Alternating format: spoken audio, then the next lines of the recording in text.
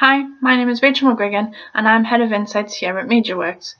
Today I'm here to talk to you about how to turn digital analytics into actionable insights. If leveraged correctly, your digital analytics can provide invaluable insights into behaviours and interests of your customers and prospects. The analysis of and the insights from this data is even more critical today as long-term trends and business as usual has been turned on its head in recent weeks. By analysing changes in your audience content preference, this may offer valuable insight into some commercial decisions that should be made during the COVID-19 crisis. Step 1. Review your data sources. The only way to understand what is happening during this difficult and ever-changing period is to use data to inform. At MediaWorks, we have echoed the importance of data in all of our recent events and how it can give you a true view on your audiences and their behaviour. Audit the digital data points available to you from your website, your social channels and your e-commerce platform, and at a minimum, Google Analytics should be a key part of analysing changes to your business, but remember to combine data sources as well where possible. This will allow you to integrate the data and ask key questions such as, is the shift in data because of changes in the user behaviour? By combining Google Analytics data with trends and news and other data such as Search Console and rankings, this will help ensure if this is or isn't the case. For instance, there has been a 38% increase in smartphone usage in the UK since the outbreak, and these sort of figures could be reflected within your data. Step 2. Shorten the time period of analysis. Previous trends go out the window in times such as this where the world is drastically changing. The data points and trends that we trusted when operating business as usual may no longer be relevant. Make sure you're analysing data specific to the crisis by sticking to small timeframes, and when you're comparing information, you can understand the drivers for change against the norm.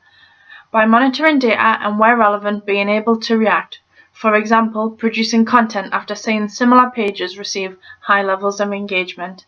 The key metrics here that you should think about are things like sessions and conversion rate. Step 3. Review your segmentation. Think about how you segment your users. This might be very different from before the outbreak of COVID-19, and elements such as demographics may no longer be important. Perhaps you should review and look at users in a more psychological aspect, and this is similar to how you would market during the downturn within the economy. There was a great article published in 2009 in the Harvard Business Review which outlined 4 groups that customers could fall into during this period. Number 1 was slam on the brakes, number 2 was pained but patient, number 3 was comfortably well off, and number 4 was live for today, and it talks about how they prioritise consumption into 4 categories: essentials, treats, postponables and expendables. This will assist you with understanding what different groups of customers will want to consume, how you might relate it to the product sets that you offer, and how you could market to those different customer groups. Step 4. Look at trends for your key offerings. Keep an eye out on the shift in top landing or product pages and monitor which pages are seeing an increase in visits, engagement metrics or conversions. Consider whether content or products on your website and social channels could relate to isolation guidelines or will help in the delivery or core services of the business. And don't forget to evaluate the basic engagement metrics such as exit rate and average time on page to understand how things are performing. Step 5. Reassess your key metrics. Review what, why, and how you use your key performance indicators, specifically lifetime value or return on investment by product or service. If you've increased ROI or lifetime value targets, or have a different break-even point through traditional channels, then it might be time to adjust your expectations. Align your new targets with business goals.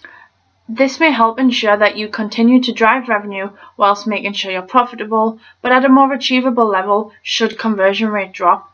It may not be possible to deliver the higher ROI target, but it could be feasible to maintain a more pragmatic target that helps you trade or maintain product lines throughout this difficult period.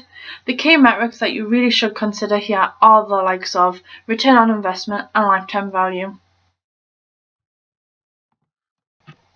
Step 6. Communication is key. Understanding changes to pages and products may give you a unique insight into your customers. You should consider if the content on your top acquisitional products is reflective of the change in search and the intent of users. Do your products or services need updating or reordering?